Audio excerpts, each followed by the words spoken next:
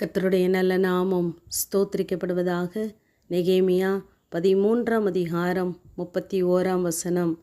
என் தேவனே, எனக்கு நன்மை உண்டாக என்னை நினைத்தருளும் என்று நெகேமியா சொல்வதாக நாம் வாசிக்கிறோம். இந்த நெகேமியா அந்த கடைசி அதிகாரத்தை அர்ப்பணிப்போடு கூட சொல்வதை நாம் கவனிக்கலாம். இதே அதிகாரம் 14ஆம் வசனத்திலே சொல்லுகிறார், நான் செய்த நற்கிரியைகளை குலைத்து போடாமல் இந்த காரியத்திலே என்னை நினைத்தருளும் என்று கேட்கிறார். 22ஆம் வசனத்திலே, என்னை நினைத்தருளி உம்முடைய மிகுந்த கிருபையின்படி எனக்கு இறங்குவீராக என்று கேட்கிறார். ஆகவே என்னை நினைத்தருளும் என்று சொல்கிறார். நம்முடைய தேவனாகிய கர்த்தர் நம் ஒவ்வொருவருக்கும் நன்மை செய்வதற்காகவே நம் ஒவ்வொருவரையும் அவருடைய நினைவிலே வைத்திருக்கிறார். கர்த்தர் நம்மை நினைத்திருக்கிறார். அவர் நம்மை ஆசீர்வதிப்பார் என்று சங்கீதக்காரன் சொல்லுகிறார்.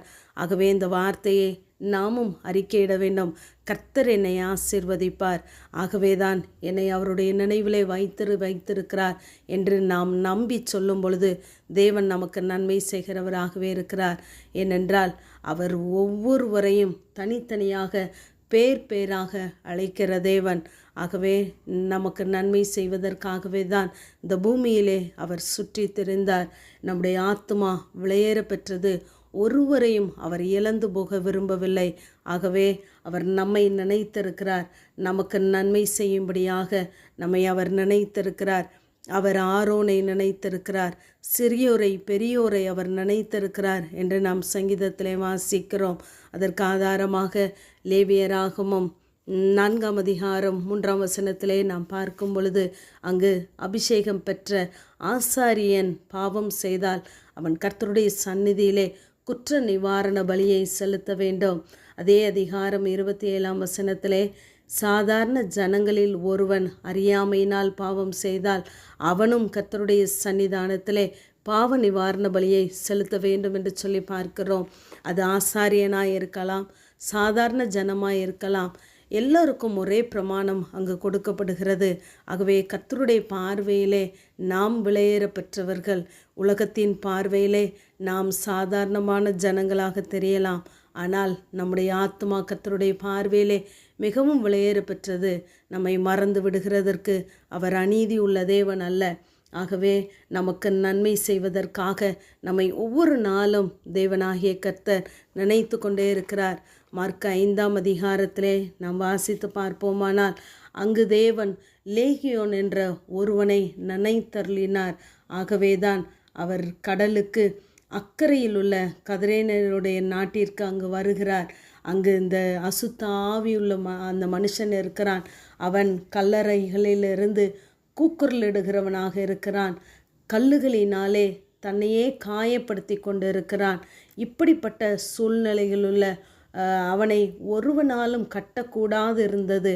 ஆனால் இப்படிப்பட்ட இந்த தனி மனிதனை தேவன் இயேசு சந்திப்பதற்காக அக்கறைக்கு வருகிறார். வந்தவர் அவனை சொஸ்தப்படுத்தி விட்டார். இப்பொழுது 15ஆம் வசனத்திலே, அவன் வஸ்திரம் தரித்தவனாய் அங்கு இருந்ததை கண்டு எல்லாரும் பயப்படுகிறார்கள். தேவன் இயேசு செய்ய வேண்டிய காரியங்களை செய்து முடித்துவிட்டு அங்கு 21ஆம் வசனத்திலே நாம் வாசிக்கிறோம், இயேசு படவில் ஏறி மறுபடியும் இக்கரைக்கு வந்தார் என்று சொல்லி பார்க்கிறோம். அக்கறையிலிருந்து இக்கரைக்கு எதற்காக வந்தார் என்றால், இந்த ஒரு மனிதனை விடுவிப்பதற்காக, இந்த ஒரு மனிதனுக்கு நன்மை செய்ய வேண்டும் என்பதற்காக அவர் வந்தார் என்று சொல்லி பார்க்கிறோம். இப்படிப்பட்ட அசுத்த ஆவியுள்ள மனிதனை தேவன் நினைப்பாரானால் நம்மை நினைப்பது அதிக நிச்சயம்.